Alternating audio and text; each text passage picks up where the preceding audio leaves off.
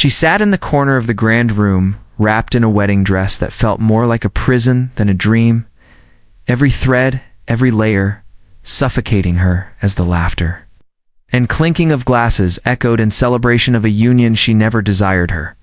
Eyes scanned the lavish hall decked with golden chandeliers, roses imported from Europe and guests dressed like royalty, but none of this matched the storm inside. Her name was Aaliyah, the only daughter of a once wealthy businessman now.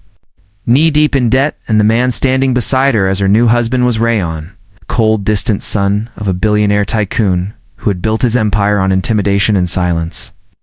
Rayon had not once looked her in the eyes since the wedding ceremony.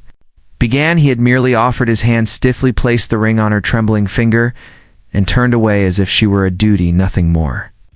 Aaliyah's mother had tried to fight for her daughter's right to love to choose, but her voice had been drowned by desperation and the deafening weight of unpaid loans and threats from creditors.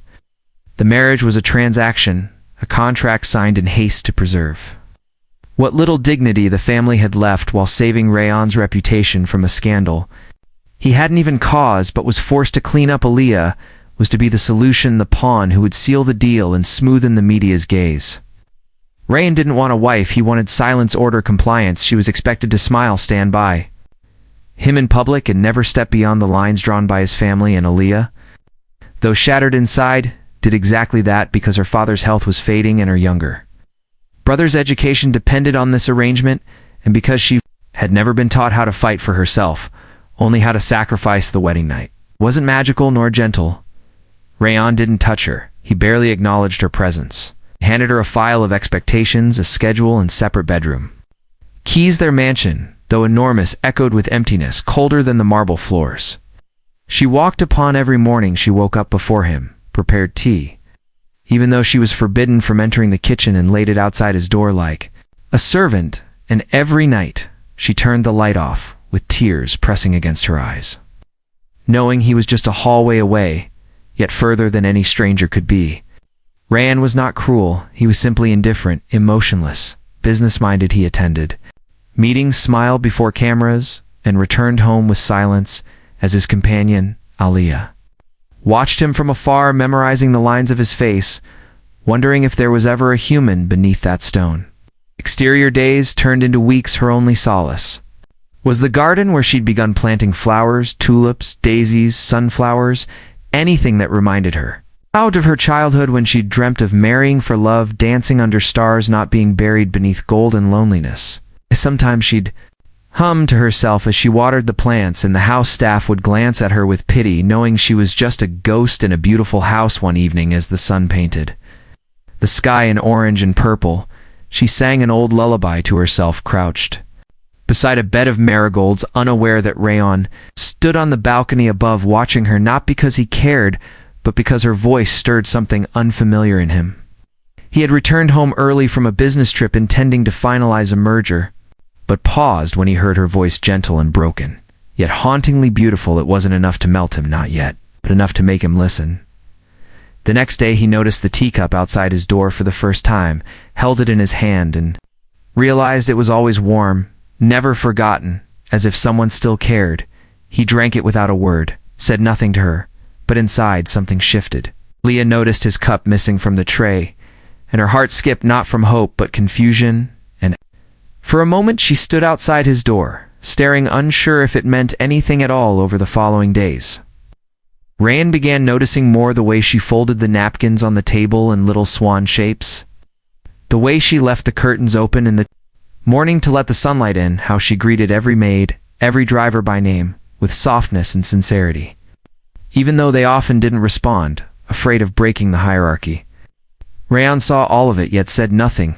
His silence was still louder than any scream. One night, a dinner was arranged at their house for foreign investors, and Aaliyah was expected to play the part of the perfect wife. She wore a silver sari, her hair tied in a simple bun, her smile practiced and cautious as guests poured in. Rayon introduced her as Mrs. Rayon Malik, and she felt a chill hearing the title.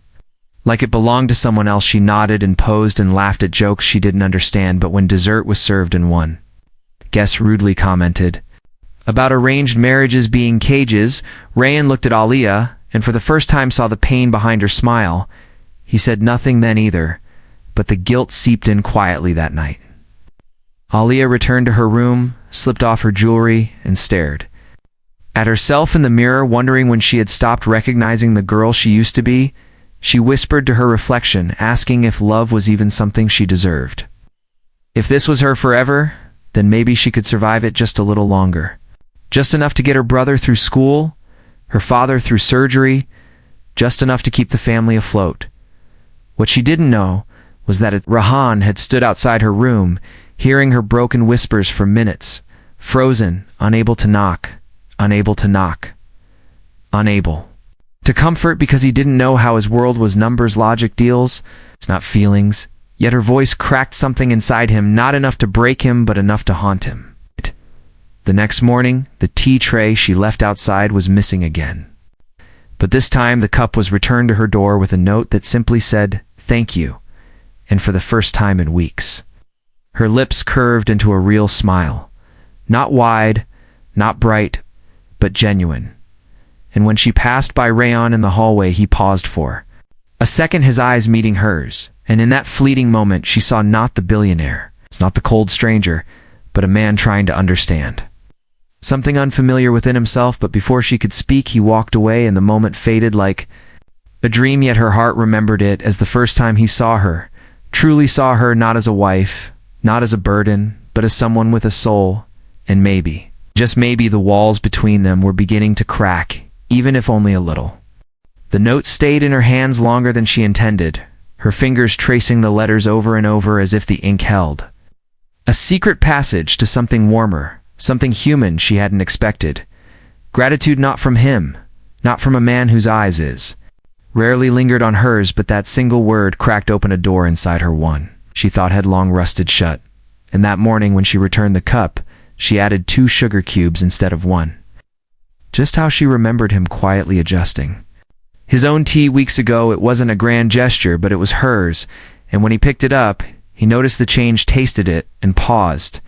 Not because he was upset, but because it felt oddly personal, and Rayan had spent years avoiding anything remotely personal. Emotions were distractions, complications, yet this woman, his wife, the girl with eyes full of silent storms, had begun to disarm him without a single demand, without confrontation or complaint.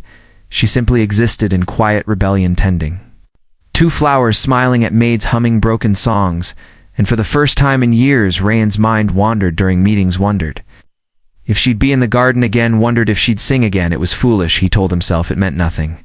But even his denial came too late, because he had started noticing everything: the soft way her fingers touched petals, the way her dupatta always slipped off her shoulder as she reached for higher branches, the way her lips trembled when she thought no one was watching, and the way her smile, however rare, seemed to glow from someplace deeper than performance. She had every reason to hate him, to spit at the foundation of a marriage built on transaction, but she didn't. Instead, she folded his shirts now, though he had never asked. She arranged his files on the hallway table. When he forgot them, she even added extra spice to his curry after overhearing him compliment a dish at a banquet, and though she never said a word of it, he noticed all of it and hated how much it mattered to him. Now one evening, returning from work, he found her sitting on the marble steps outside the mansion, her knees hugged to her chest, staring up at the sky, not crying, not singing, just existing. And he stood behind her for a full minute before saying, "Your tea was perfect today," and she turned slowly as if unsure if he had really spoken, and when she realized he had, she nodded gently, then whispered, "I noticed you like it sweeter," and something in that moment shifted again, not dramatically, not loudly, but like a small string being tugged from a giant knot. He sat beside her for the first time, not at a table, not in front of guests, but like a companion, unsure of what to say or why he was even there. They watched the moon rise in silence, and it was oddly comforting. The next morning, she left a note with the tea. Just one sentence: "I hope today is kind to you," and Rayan stared at it for a long time before placing it in his wallet, folding it carefully between old receipts and foreign currency. And when she saw the way he lingered near her that evening, just a little closer than usual, her heart leaped again, not with certainty, but with the terrifying question of what if. But even then, she held back. Afraid to hope too soon after all, he had married her for necessity, not love. He had drawn the boundaries himself and she had followed them with dignity, but now he was shifting them without. Words he started having dinner at home more often, started asking her if she had eaten, started noticing when she skipped meals, or wore the same shawl in the cold, and once when he saw her barefoot. On the lawn he scolded her, not angrily but with concern, and she laughed softly, asking, "Since when do you notice?" And he replied without thinking, "I always did, I just didn't know how to show it." And that night she didn't sleep because those words kept playing in her mind like a lullaby of possibilities. Rayanne began looking forward to their accidental conversations. Their quiet walks from room to room, the way she smiled at his dry jokes, the way she blushed when he complimented the biryani, and one evening when she cut her finger while chopping vegetables, he rushed to her side, faster than any maid could, and held her hand as if the world was ending, as if her pain was something personal, and she looked at him with wide eyes, her lips parted in surprise, and asked, "Why are you like this now?" And he didn't know how to answer because he didn't understand. It himself, something about her unshakable kindness, her softness that refused to break, had begun to erode the cold walls around his heart, and for the first time he allowed himself to sit beside her, hold her hand even after the bleeding stopped. Just to feel the warmth of something real, the mansion began to feel less empty, the corridors less echoing with silence, and the staff began to whisper how the madam's smile had returned. And Sir's eyes had softened slowly, the separation of rooms faded. He began knocking on her door late at night, asking random questions about tea, about books, about the stars, anything just to hear her voice, and once when she asked him why he stayed in a marriage he didn't want, he replied without hesitation, "I didn't know I needed it until now." And she couldn't look at him then, because her eyes were filled with tears, and she didn't want to believe this wasn't a dream. One rainy night the power went out, and the generator failed, and Alia sat by the window, candle in hand, tracing raindrops with her finger, when Rayanne entered her room, uninvited, unplanned, and sat on the floor beside her, saying, "I used to hate rain. It reminded me of everything I couldn't control." And she whispered, "I love it because it washes everything," and together they sat listening to thunder, not speaking but feeling something unspoken pass between them. And when a bolt of lightning lit up the room, he looked at her, really looked at her, and said, "Your smile is the first thing in years that doesn't feel like a lie." And before she could respond, his hand reached out, not to claim, not to command, but to gently tuck a strand of wet hair behind rear, and she closed her eyes, not in fear but in surrender. And for the first time since their wedding night, he didn't walk away, but stayed until the candle melted to nothing, and dawn crept into the sky. The next morning she found jasmine flowers on her pillow. No note, no explanation, just presence, and her heart betrayed her. Then it began to hope wildly, recklessly, and when she cooked his favorite dish that evening, and he took a second serving without speaking, she saw the corner of his lips lift just slightly, and knew that was his way of saying, "Thank you." Days blurred into new patterns now, shared meals, shared laughter, even shared silences that felt less lonely. She began humming again in the garden, and this time, he didn't just listen from afar. He joined her, asking what song it was, and when she taught him, he sang the chorus off tune, and she laughed like a child, and he realized he would do anything to hear that sound again. He began leaving his meetings earlier, saying no to business trips, saying yes to dinners at home, and once, when her father fell ill and she rushed to the hospital in panic, he showed up within minutes, no questions, no hesitation. Just his hand on her shoulder, his presence beside her, and when the doctor said he was stable, she broke down in the hallway. And Rayanne pulled her into his arms for the first time, not because it was expected, but because it felt right, and she didn't resist this time, because his touch no longer felt like a stranger's, and the man who once couldn't meet her eyes now held her as if he'd lose himself without her when they returned home. She thanked him quietly, and he replied, "Don't thank me for loving you," and that was the first time he had said the word, and it stunned her, froze her breath, because she wasn't sure if she heard it right, but he didn't take it back, didn't laugh it off. Instead, he took her hand, kissed her palm, and said it again. with eyes that finally looked like they belonged to a man who knew how to feel she couldn't sleep. That night, her heart racing with dreams too big, too dangerous, but too beautiful to ignore, and when he knocked on her door just past midnight and asked May, "I'd just sit with you for a while." She opened the door and let him in, and they talked until sunrise, about everything, about nothing, about childhood fears and favorite colors, and for the first time in months, Aaliyah felt what she thought had died inside her, a sense of home, a sense of being wanted, not for duty, not for necessity, but for herself. And when she smiled at him under the pink morning light, Rayanne smiled back without restraint, and in that shared glance the past, the pain. The silence all faded, leaving only a fragile, blooming truth between them that something real had begun. The seasons had begun to change, but what truly transformed was the quiet rhythm of their lives. For where once there was formality, now lived something that couldn't be explained by words. Alone, Rayanne had begun waking early, not because of meetings or routines, but simply to sit beside her in the garden where dew still clung to the petals she had planted months ago. Aaliyah's hands still carried the same grace, but her eyes no longer shimmered with held-back tears. They now reflected a soft flame of hope, a warmth that had returned slowly like spring after a cruel winter. And Rayanne, who had once counted time in contracts and mergers, now counted it in moments with her. Every time she laughed, he memorized it. Every time she reached out to fix his collar, he let her even lean forward without realizing it. And every time she rested her head against the glass window, watching the world outside, he found himself staring not at the city, not at the sky, but at her profile etched with so much grace it made him question how he had gone so long without noticing every shade of her expression. She never once demanded to know where they stood, what they were becoming. She let it happen. Naturally, maybe because she was afraid to ruin. It may be because deep down she still didn't believe love could grow from a wound.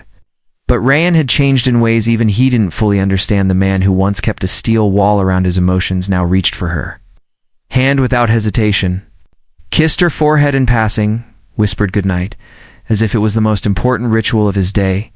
And when she would say thank you for small things, he would look at her and say, "You never have to thank me again, because you're not a guest. In my life, you are the life itself." The house staff, who had once walked on eggshells around them, now smiled freely, because the mansion had found laughter again, music again, life again. It was during one of those ordinary evenings, when they sat by the fireplace sipping cardamom tea, that Aaliyah looked at Rayanne and asked, "Do you remember the day we got married?" And he nodded, saying, "I remember you couldn't meet my eyes, and I didn't know how to deserve your gaze." And she said softly, "I thought I would live my whole life unloved." And he took her hand, kissed her knuckles, and whispered, "I didn't even know what love was until you showed me." And they sat there, not needing to say anything else, because the silence between them was finally filled with peace. But as fate often does, just when happiness begins to bloom, the past returns to test its roots. And one morning, Aaliyah received a call from her mother's number, but it was her father's nurse crying, telling her that he had collapsed at breakfast and was now unconscious in the ICU. She dropped the phone and fell to her knees before Rayanne caught her, and in a heartbeat. They were on their way to the hospital, his hand wrapped around hers tighter than ever before. She sat by her father's bedside, whispering prayers, while Rayanne stood behind her, dealing with doctors, arranging private specialists. And when the doctors informed them that her father's condition had worsened, and a risky surgery was the only option left, she broke down completely, unable to hold back the wave of dread and helplessness. Rayanne knelt beside her, lifted her chin, and said, "I will bring the best doctors in this country. If I have to fly them in myself, I will do it." And she looked into his eyes and whispered, "Why are you doing all this?" And he replied, "Because your pain is my pain, because loving you means I don't walk away when things get hard." And she didn't say a word. She simply leaned into his embrace for the first time in public, in front of everyone, because she no longer cared about appearances. She had finally found someone who stayed the surgery, took hours. The wait felt like a lifetime, but when the doctor finally emerged with a tired smile and said he's stable for, now both Aaliyah and Rayanne exhaled a breath they hadn't realized they'd been holding. Aaliyah sat by her father's bed for hours, and Rayanne waited outside, never leaving, never complaining, just being there when she finally walked out her legs. Weak, her heart heavy, Rayan opened his arms without a word, and she walked into them, and for the first time said, "I need you," not because she was broken, but because he had become her strength. The days that followed were spent in hospital corridors. Late-night coffee runs, quiet moments of shared exhaustion, and small whispers that said more than paragraphs ever could. One evening, as they watched her father sleep, Aliyah turned to Rayan and said, "I think I'm falling in love with you," and he smiled, gently cupped her face, and replied, "I already have," and they kissed, not with urgency or hunger, but with the quiet gratitude of two people who had finally found home in each. Other weeks later, when her father returned home and began his slow recovery, Aliyah resumed her days in the mansion with a new sense of purpose and belonging. Rayan began making space for her in places he had never let anyone in before. He introduced her as his wife, not just at dinners and events, but in conversations. With colleagues, with sincerity and pride, he took her on short trips to the mountains, to the sea, to quiet places where she could breathe and laugh and live freely, and she began painting. Again, something she hadn't done since her teenage years, turning one of the mansion rooms into a small studio filled with colors and canvases, and the first time she showed Rayan a portrait she had made of the garden. He had stared at it for so long she grew nervous and asked, "Do you not like it?" And he said, "I love it, but not as much as I love seeing you this free." And she blinked back tears, because he had seen through her again. One afternoon, as the sun bathed the living room in soft gold light, Rayan called her over and opened a small box, revealing a delicate silver anklet, and said, "This isn't a symbol of our contract, it's a symbol of choice. I chose you, and if you still want to, you can choose me now." And she smiled, placed her foot forward as he gently fastened it, and said, "I choose you every day in every version of this life." They held each other that night, not as strangers, not as survivors of a forced bond, but as soulmates who had journeyed through silence and sacrifice and come out holding hands stronger than ever. Life was not perfect. There were disagreements and miscommunications and long days when work stole him away.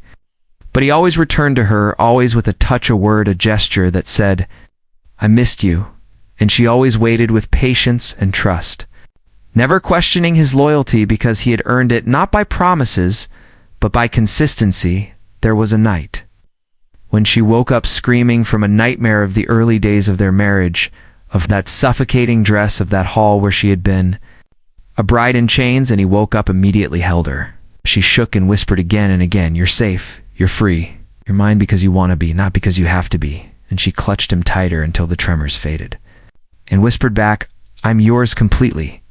And Rayan understood. Then that love was not in grand gestures, but in moments like these, when two broken souls chose each other again and again. Against the odds, against fear, they hosted a dinner a year. After their wedding, this time together, not out of obligation, but out of pride. And when guests asked about their love story, Aliyah looked at Rayan and said, "We started as strangers bound by necessity, but ended up building something that feels like destiny." And he raised his glass to her and said, "To the girl who taught me how to feel, to smile, to live." And that night, as music played and lights shimmered, they danced under the stars, just the two of them, swaying slowly as if the rest of the world didn't exist. "Aliyah," whispered, "you once said this wasn't about love or passion." And he smiled, pulling her closer, and replied, "I was a fool, but thankfully love doesn't wait for permission." And she rested her head on his shoulder, eyes closed, smile soft, knowing that somehow, through pain, through silence, through slow blooming moments, they had found what most people spend lifetimes chasing, a love that didn't shout but spoke in every glance and every touch and every act of quiet devotion. Their story wasn't a fairy tale, but it was real, and that made it even more beautiful. And from that day forward, they never stopped choosing each other every single day, with every smile, every morning cup of tea, every quiet walk in the garden, and every wordless moment of simply being together. Because in a world full of rushed beginnings and careless endings, theirs was a story of growth, of grace, of finding love not where it was promised, but where it was nurtured, one patient heartbeat at a time.